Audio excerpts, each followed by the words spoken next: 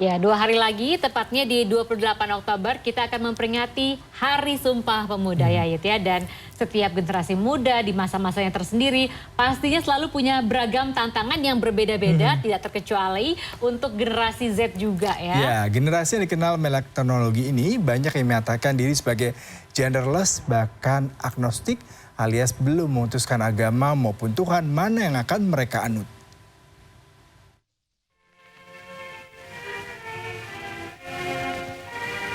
Peringatan Hari Sumpah Pemuda.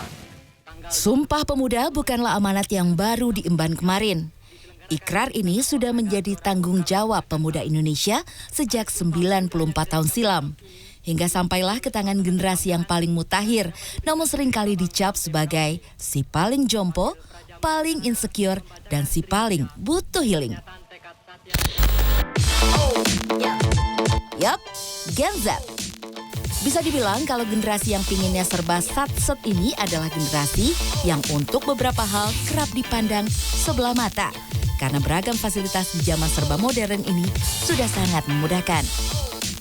Tapi gimana ya menurut orang-orang tentang hal ini?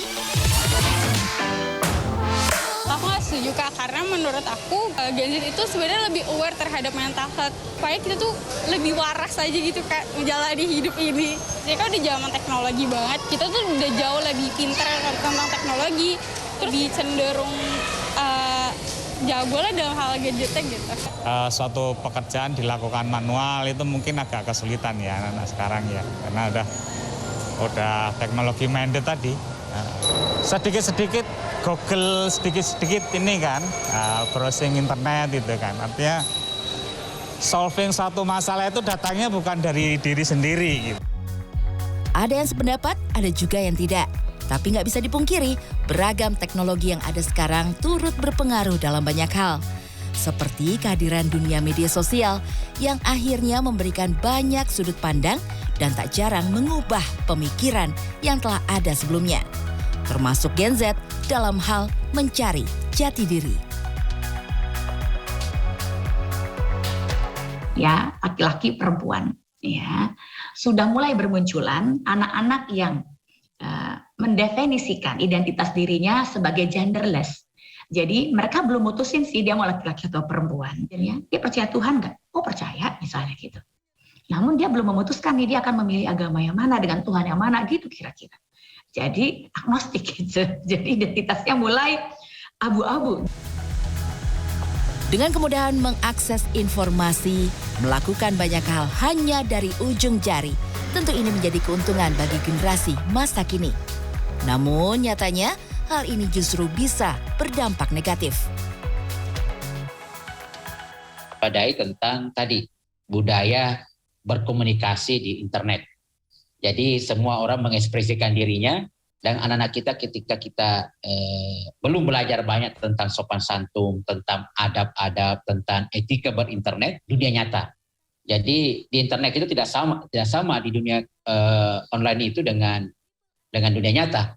Kalau di online itu kita bisa berekspresi apa dan seluruhnya tanpa koreksi mungkin, tetapi kemampuan bersosialisasi, beradaptasi secara sosial itu kita perlu di dunia nyata. Tapi tidak melulu soal generasi Z itu jelek ya. Kelebihan mereka juga tidak bisa dianggap remeh. Si paling dunia maya ini sudah terbukti sebagai generasi yang cepat belajar, melek teknologi, dan juga multitasking. Yang tentu saja bisa dijadikan pegangan untuk meneruskan amanat Sumpah Pemuda. Memang tiap generasi punya kesulitan dan kemudahannya sendiri-sendiri. Tapi untuk era saat ini, tentu Gen Z lah yang bisa dikatakan cocok berhadapan dengan segala bentuk tantangan yang ada dengan segala kerumitannya. Hanya saja wajib diingat untuk tetap menjunjung nilai-nilai yang melandasi Ibu Pertiwi sebagai harga mati. Putih Vanfudi, Kurnia Yuniarwan, Jakarta.